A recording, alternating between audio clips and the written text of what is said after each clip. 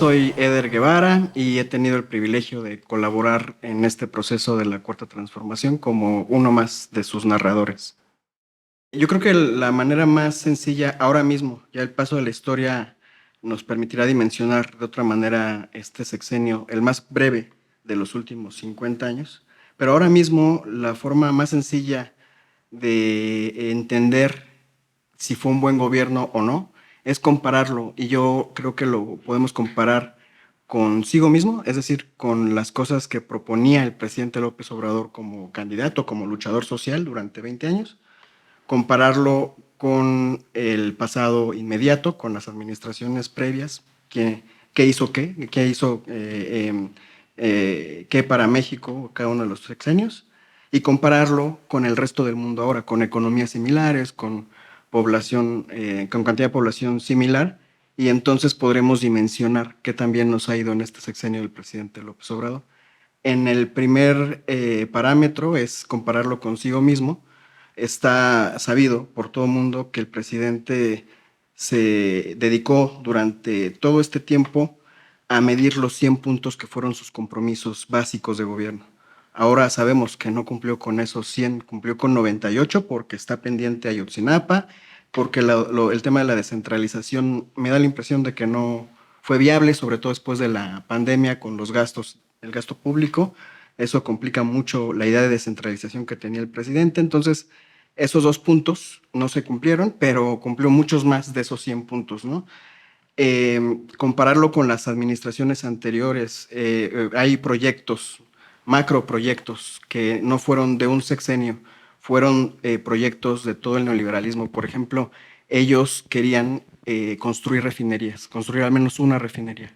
Ellos se propusieron construir un aeropuerto, primero mejorar y construir las pistas del aeropuerto de la Terminal 2 del Benito Juárez, y después construir el aeropuerto en Texcoco, que insisto, no fue un presidente, fue un proyecto de ese bloque neoliberal. El aeropuerto en Texcoco lo intentó Vicente Fox con Peña Nieto como gobernador, y luego Peña Nieto como presidente lo intenta una vez más, y durante todo ese periodo, que son 3 sexenios, no lograron, no avanzaron, no lo lograron, porque además de que son profundamente corruptos, son muy incompetentes. En cambio, el presidente López Obrador está reorganizando todo el sistema aeroportuario. No se conformó con en 2 años y medio construir el aeropuerto Felipe Ángeles, construyó otro en el sureste mexicano, rehabilitó el de Toluca, está reorganizando y rehabilitando toda la red aeroportuaria, porque, y paso al asunto de la comparación de nuestro gobierno con los gobiernos anteriores, pero también con respecto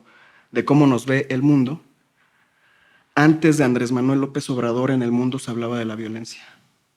A partir de la llegada de Andrés Manuel López Obrador y cómo le hace frente a Trump y cómo le hace frente a la pandemia con sus proyectos de infraestructura, en el mundo se deja de hablar de la violencia, para hablar de México se deja de hablar de la violencia y se empieza a hablar del nearshoring, que no solamente es un proceso de reindustrialización y de modernización de la infraestructura de teletransportes e industrial mexicana, sino que se convierte en una de las alternativas para ese problema que se generó en la pandemia del mercado del tráfico de mercancías, el tráfico comercial de mercancías. Al tener la producción en Asia y el consumo en Norteamérica, pues eso estaba complicando todo. Vimos una crisis económica porque los chips no llegaban, porque había desabasto, etcétera. Entonces, ¿qué es lo que plantea el presidente López Obrador? Construimos el Tren Maya, el tren interoceánico, vamos mejorando la red aeropuertaria, que los puertos y las aduanas se limpien de corrupción, que se haga cargo las Fuerzas Armadas. Y México entonces abre la posibilidad de formalizar el modelo multipolar, que hay una disputa en este momento en las hegemonías mundiales, y a el bloque norteamericano le dicen, miren, para fortalecernos como región, fortalezcamos nuestra economía como región. Y de un momento a otro, en menos de en el sexenio más corto de los últimos 50 años, pero además en cosa de unos pocos años, México se vuelve el principal socio comercial de los Estados Unidos, desplazando a China. Entonces, Insisto, la historia, el paso del tiempo nos permitirá dimensionar con más profundidad todo lo que ha sucedido en estos años, pero si vemos desde esa parte de cómo modernizó las redes de telecomunicaciones, encontró el momento adecuado para generar una propuesta para el mundo de cómo México puede ser aprovechado como vías de salida, como puentes, como bueno, el tema este de la sequía que está provocando el canal de Panamá, que viene un poco a desahogar, no desplaza al canal de Panamá, pero sí le desahoga mucho tráfico, el tren interoceánico, y entonces con esa visión que tiene el presidente plantea no solo un modelo de reindustrialización de México, sino un modelo de reorganización del flujo económico a nivel mundial. ¿Y cómo se traduce eso para nuestro país?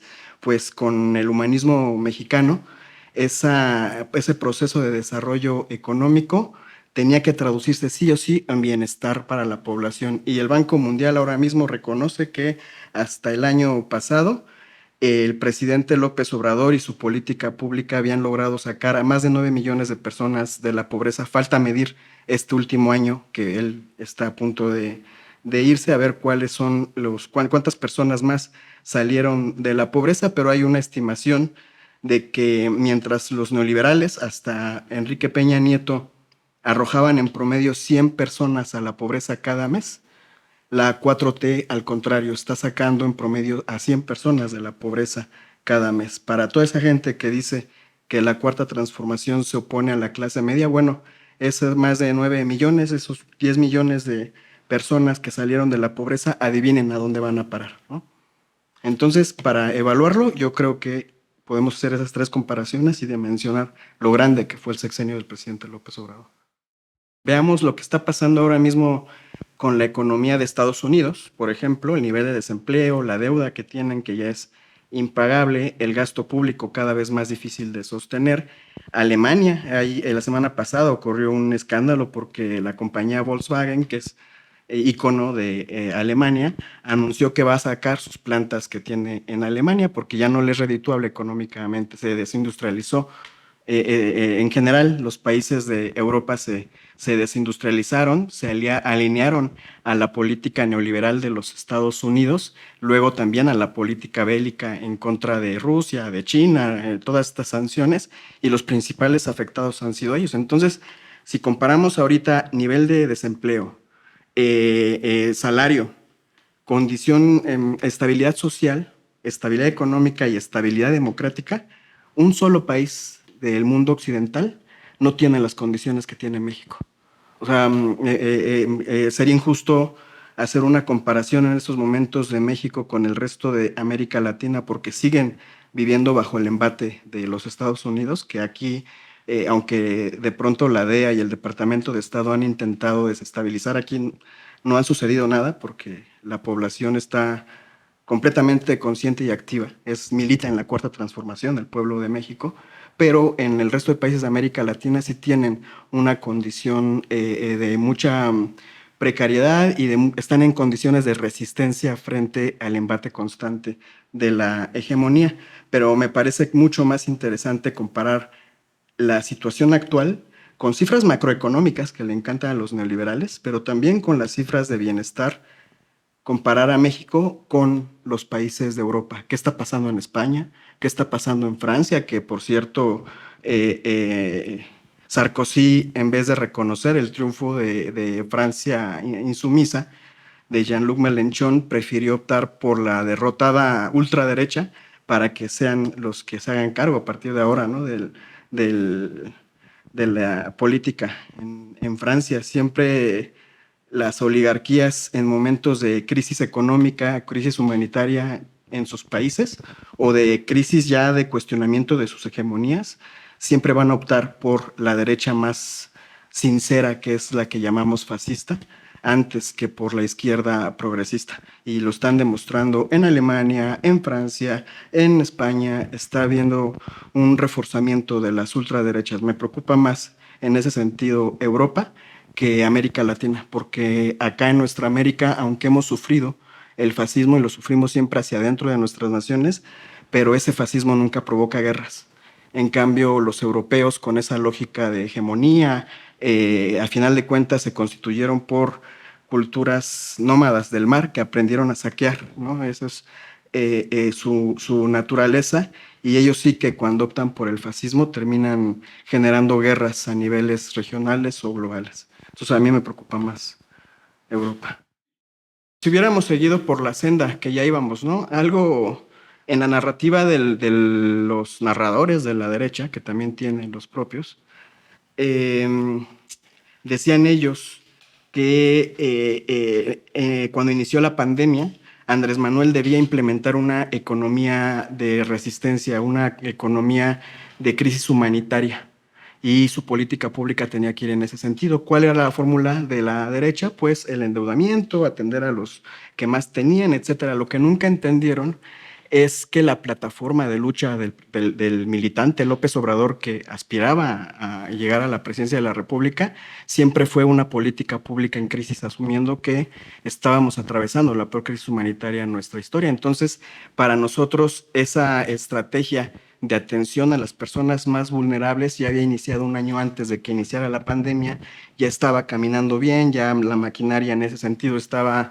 aceitada, y eso es lo que nos permite aprovechar ese parón mundial económico para poner como ciertas bases firmes. Andrés Manuel, con el olfato que tiene, supo sacar lo mejor de la crisis, ¿no? ¿Se acuerdan que en algún momento él vio todas las posibilidades que se abrían para el país, para el desarrollo, y en alguna acto de así, pues estaba pensando en voz alta, dijo que nos caía como anillo al dedo la crisis pandémica, pensando en eso, y lo demostró.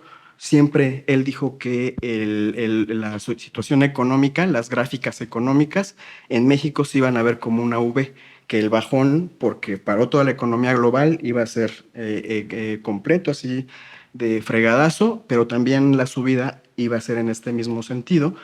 Otros decían que no, que iba a ser en L, que íbamos a bajar y ahí nos íbamos a estabilizar. Bueno, pues ahí están los resultados. Al final de cuentas, con el paso del tiempo, se demostró que Andrés Manuel y sus otros datos tenían razón, y la oligarquía y sus fórmulas fallaron. Y en ese mismo sentido, lo que dice, si hubiéramos seguido con esta economía de rapiña, de saqueo, en donde los neoliberales siempre aprovechaban todas las crisis para beneficiarse, quién sabe ahora mismo en qué condiciones de precariedad estaría México, ¿no? Yo creo que si hubiera sido una tragedia humanitaria lo que hubiéramos vivido durante toda esa época de haber estado bajo el yugo neoliberal.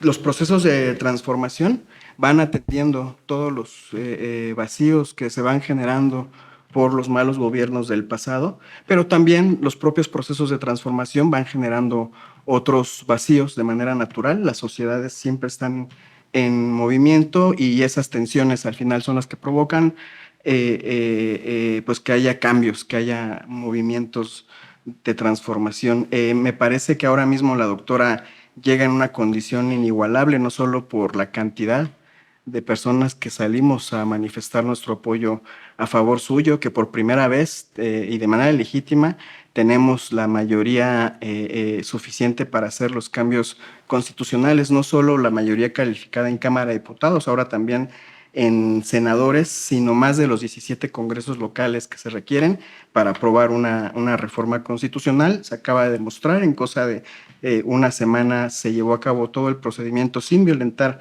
el debido proceso legislativo para aprobar la reforma judicial y para que el presidente el 15 de septiembre, como un regalo al pueblo, pudiera sacarla en el diario oficial de la nación. Esa fortaleza que ella tiene, junto con toda la agenda de continuidad transformadora, es decir, ella llega para seguir transformando, y seguir transformando implica mejorar lo que no se hizo tan bien en la administración del presidente López Obrador, y seguir atendiendo causas. El presidente, por ejemplo, ya estableció un modelo de reparación del daño, de justicia para los pueblos originarios, pero se atendió solo como a 4 pueblos originarios con ese modelo. Faltan varios. La doctora tendrá que atender en ese sentido. Se ha avanzado mucho en el estado de bienestar, pero todavía se está invisibilizando la necesidad de reconocer plenamente el derecho a los cuidados, y por lo tanto echarle una mano a las personas cuidadoras, que las cifras, las mismas cifras que están demostrando cuánta gente salió de la pobreza y de la pobreza extrema con la 4T, nos demuestran que las personas cuidadoras son las que siguen estancadas económica y socialmente. Ahí hay un pendiente que no se atendió durante este sexenio, que necesitan no solo perspectiva de género, sino un nivel de sensibilización que en general la gente que toma decisiones en este momento en el país no han desarrollado, no es su culpa, es algo muy reciente, es este enfoque de los cuidados, pero la doctora sí lo ha planteado. A mí me parece, como es todas las personas, en todas las etapas de nuestra vida, desde que nacemos hasta que morimos, todas las personas necesitamos cuidados y en algún momento de nuestra vida nos erigimos como personas cuidadoras. Entonces, es así de grande y de complejo el problema que no se debería estar hablando de un sistema de cuidados, sino de muchos mecanismos de cuidados que atiendan principalmente o prioritariamente a las personas más marginadas, por el bien de todos, primero las personas más marginadas y empobrecidas de este país. Me parece que ahí hay un gran pendiente que la doctora sin duda sabrá cómo entrarle. Además, ahora que ya creó la Secretaría de la Mujer, van a enfocar mucho del presupuesto a la atención de este tipo de fenómenos de nuestra sociedad y me parece que ahí es algo que podremos observar, continuar con el mejoramiento del sistema de salud, con el enfoque más fresco que ella podría tener, pero con todos los avances que ha hecho el presidente López Obrador reorganizando el sistema de salud mexicano, en fin, todo este proceso que ya hablábamos del nearshoring, la reindustrialización, bueno, apenas el presidente puso las bases, pero falta un montón para que se empiece ya a realizar, para que sea aún más tangible ese proceso y se consolide. Consideremos algo. China, durante estos años de neoliberalismo, que fue un modelo que se impuso desde Occidente, y a China lo vieron como la mano de obra, y ellos con sus condiciones, con su planificación, empezaron a industrializarse. Ahora mismo, que podemos decir que a nivel global el neoliberalismo está derrotado, podríamos decir también que el gran ganador de ese proceso no fueron los países de Occidente, sino China, que está ahora industrializado, ya no tiene gente en condiciones de pobreza, sus salarios son dignos, tienen un nivel de vida digno, gracias a que supieron aprovechar ese momento de auge global a favor de ellos. Eso es lo que está haciendo ahora mismo el presidente López Obrador, es lo que seguirá haciendo la doctora, pero desde el inicio con una visión humanista y equitativa, sin que se generen las condiciones de sobreexplotación que sí se generaron en el neoliberalismo en la región de Asia. Entonces, sobre pendientes, pues hay que seguir transformando, y seguir transformando es transformar todo en absoluto para que podamos continuar en el estado, en la consolidación del estado de bienestar, que es lo que han planteado tanto el presidente López Obrador como la presidenta Claudia Sheinbaum. Hola, ¿qué tal? Soy Eder Guevara y les invito a ver la 4TV. Tenemos muchas cosas de las cuales platicar.